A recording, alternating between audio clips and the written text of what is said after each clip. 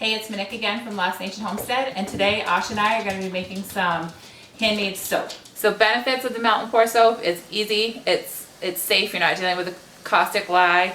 You can buy different bases, so like I have the organic shea butter, they have different ones you can choose for different skin types. You can add to it whatever you want for essential oils, or if you wanted to add some exfoliants, things like that.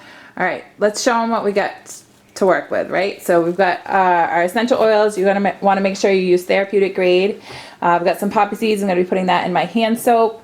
Got these two soap molds. I got these off Amazon. They actually came with these two soap cutters. So there's the flat one and then the crinkle one. What else do we have, Ash? We have these little soap molds. And we have these. And that's the soap base, right? We got a giant soap we're done to melt. And this is our cutting board we're done to use. Yeah.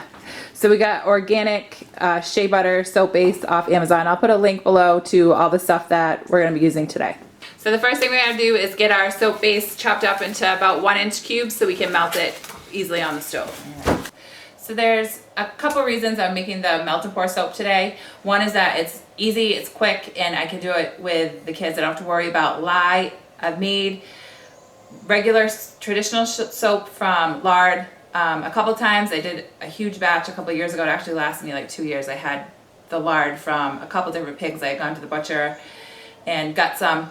Now my hope was to be able to get some tallow from that Dexter that we cut up last month, but there really wasn't much on it at all. It wasn't going to be worth it to go through the whole process of making soap with just that little bit of tallow. All right, so we cut up about 2 pounds of the soap. We're gonna wrap the remaining pound in plastic wrap. It's really important that if you're not using it, because it gets, it's like, they call it glycerin dew. It's like water or dew accumulates on the outside of it, and it can negatively impact your soap. So I'm gonna wrap that up, and then we're gonna get this other soap melting. I've got kind of like a makeshift double boiler set up I'm gonna use so that I'm sure I don't burn my soap. So for essential oils today, I'm going to be using frankincense and orange, and the reason I'm using that combination is it's really good for your skin. So frankincense is really good for like rejuvenation of the skin. It's known to help with wrinkles. It helps diminish scars. So think of like stretch marks, or if you have acne marks on your skin, on your face, I'm going to help to diminish those. It's also got some calming properties to it. It's good for you to breathe it in.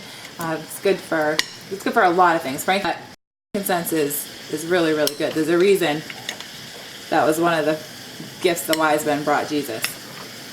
The second thing I'm going to put in is the orange, and that also has good properties for the skin, rejuvenation and wrinkles and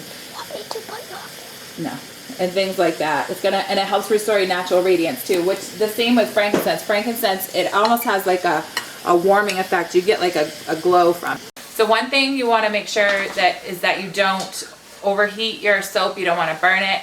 And you want to let it cool down before you put your essential oils in. You've got to get it down to below 120, or else the healing properties in your essential oil will be damaged. The sweet orange also has like a kind of like an antidepressant. It lifts your mood and it's just lightens your spirit a little bit.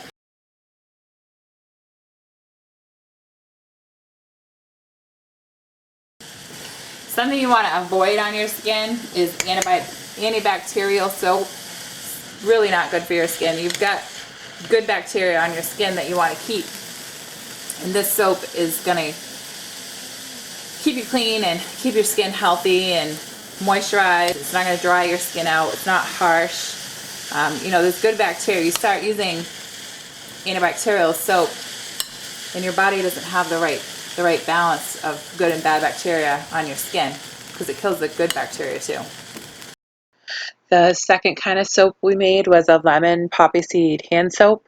The lemon to help get rid of any odors, like from cutting onions or anything like that, and the poppy seeds to try and get off like dirt from working in the garden. Came out really nice. One thing to remember is that you do need to either wrap it in plastic wrap, or you can get some heat sealing bags to make sure you don't get that glycerin dew on your soap once it's done. Thanks for watching. Don't forget to subscribe and share. We'll see you next time.